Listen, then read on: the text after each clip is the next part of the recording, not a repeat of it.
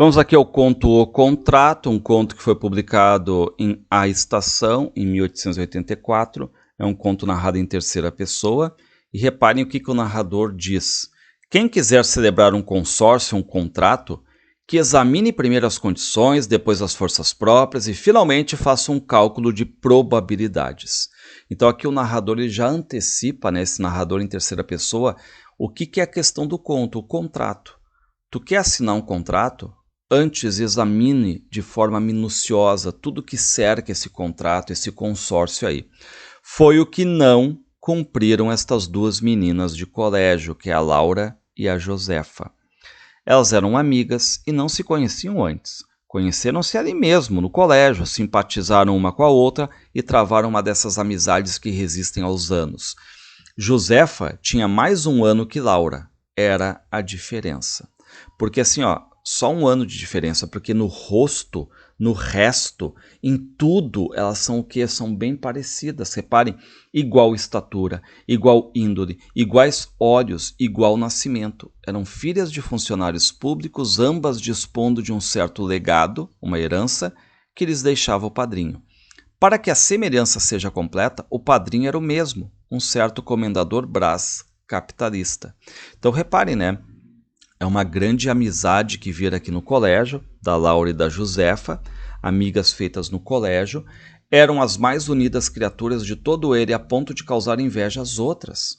E, naturalmente, as relações continuaram cá fora durante o colégio e as famílias vieram a ligar-se graças às meninas. Então, graças a essa grande amizade, porque elas ainda tinham pai e mãe. Um dia, no colégio, contavam elas 11 e 12 anos. Lembrou-se Laura de propor a outra Josefa, adivinha o quê? Então, como elas já estão ali, reparem, com 11 e 12 anos, tá? Elas começam a brincar sobre amor, sobre casamento, começam a comentar o casamento de uma prima e já puxam um assunto para a vida delas de casamento. Ó. Vamos fazer um contrato? Casar no mesmo dia, na mesma igreja? Valeu, nem você casa primeiro, nem eu, mas há de ser no mesmo dia. Reparem, né, que elas fazem um contrato, uma com 12 anos, outra com 11 anos, um contrato, um consórcio, de que elas vão se casar no mesmo dia, na mesma igreja, certo? Só que aquilo ali, aquela coisa assim, aquele contrato de criança, foi ficando uma coisa séria. Elas foram crescendo e aludindo a ele, sempre dizendo, não se esqueça, vamos nos casar no mesmo dia, na mesma igreja. Antes dos 13 anos, já o tinham ratificado 7 ou 8 vezes, sempre lembrando, certificando. Aos 15, aos 16, aos 17, tornavam as cláusulas. Reparem que elas estão com 17 e estão sempre falando. O tempo passa, elas vão crescendo e o contrato é sempre lembrado. Aos 18 anos, cada uma delas tinha aquele acordo infantil como um preceito religioso, ou seja, terá que ser cumprido como se fosse uma promessa, tá? Agora, o que faltava, elas já com idade para casamento? Restava que só aparecessem os noivos, e eles não apareciam. Mas aos 19 anos é fácil esperar, e elas esperavam. No entanto, andavam sempre juntas, iam juntas ao teatro, aos bailes, aos passeios. Josefa ia passar com Laura 8 dias, 15 dias. Laura ia depois passá-los com Josefa. Dormiam juntas, tinham confidências íntimas. Reparem, né? Inseparáveis. Só que um dia Josefa se apaixona por um homem. E aí a Laura já estava também com o namorado. E o que a Laura diz? Eu cá, acrescentou ela, quero ver se me acontece a mesma coisa. Com o Caetano? Qual Caetano? Outro sim, senhora. Ingrata, mas você não me disse nada. Como ser fresquinho de ontem? Quem é? Reparem, né, que a gente fica sabendo aqui que a Laura, tá, já trocou de namorado, certo? Nem falou nada pra Josefa. E a Josefa, tipo, melhor amiga, tu não me falou nada, o que aconteceu, né? Não, mas é fresquinho de ontem, aconteceu ontem, né? E aí a Laura conta, né, que se apaixonou agora por um bacharel. A Laura diz, de maneira que pode ser que em breve estejamos cumprindo o nosso contrato. Lembra? No mesmo dia, na mesma igreja, nós casarmos juntas, né? E a Josefa diz, justamente, sem problema nenhum, tá? Bom, só que de novo, né? Não dá certo esse amor da Laura. já não tinha dado com um, com outro, e agora está procurando, né? E começa a procurar outro pretendente. Não os achou logo, mas os primeiros que achou prendeu-os bem e cuidou que eram para toda a eternidade. Só que aí um outro vai, né? Ah, não vou poder ficar aqui, estou indo para a Europa, né? E aí, mais uma vez, a Laura está sem ninguém. Laura entendeu trocá-los por outros e raros 2 olhos azuis muito bonitos.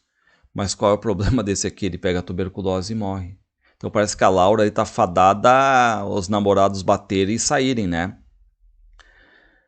Uma tuberculose galopante que os levou aos campos do Jordão. Os levou no sentido dos olhos, né? Que está falando aqui do homem como se fossem os olhos, né? E dali ao cemitério. E aí, de novo, né? Mais uma passagem de tempo, mais uns 6 meses. Durante o mesmo prazo, a amiga Josefa não mudou de bigode, não mudou de namorado. Trocou muitas cartas com ele, tá cada vez mais forte o amor entre a Josefa e o namorado, né? E esse namorado, esse moço do bigode da Josefa, ele tá pressionando a Josefa para se casar. Mas o que faz a Josefa aqui, na verdade, né? Ela diz assim, só me dá mais um tempinho, me dá mais um tempinho. Ela tá tentando esperar a Laura ter um namorado, ficar sério e se casarem juntas no mesmo dia, na mesma igreja, não se esqueçam, né? Josefa respondia ao namorado do bigode que não dava agora, que esperasse um pouco. Mas esperar o quê? Inquiria ele, sem entender nada. Uma coisa, ela não fala da promessa que fez com a amiga, né? Sabemos, o narrador diz para nós, sabemos o que era a coisa. Era o convênio, o contrato, o consórcio colegial de as duas, Laura e Josefa, casarem no mesmo dia e na mesma igreja, tá? E aí a Josefa vai lá na Laura e diz, pô, acelera, né? Arruma um namorado, se casa, né? Você se apresse, por favor, né? Qual é o detalhe? Laura apressava-se. Olhava para a direita, para a esquerda, mas não via nada. E o tempo ia passando, 6 meses, 7 meses, 8 meses mais. E a Josefa ali, impaciente, porque ela já não sabe mais a desculpa que vai dar para o namorado, para esperar para o casamento, né? E aí um dia a Laura chega e diz, achei o meu pretendente. Podemos nos casar. E aí a Josefa fica toda feliz, havemos de ser 2 casais. Acaba, 2 casais lindos, eu ia dizer lindíssimos. E aí elas já idealizam de novo, volta aquela felicidade. Só qual é o detalhe? Esse novo pretendente da Laura, ele é muito tímido, tá? Não se atrevia a nada, ou melhor, atrevia-se pouco. E aí como é que termina aqui o conto?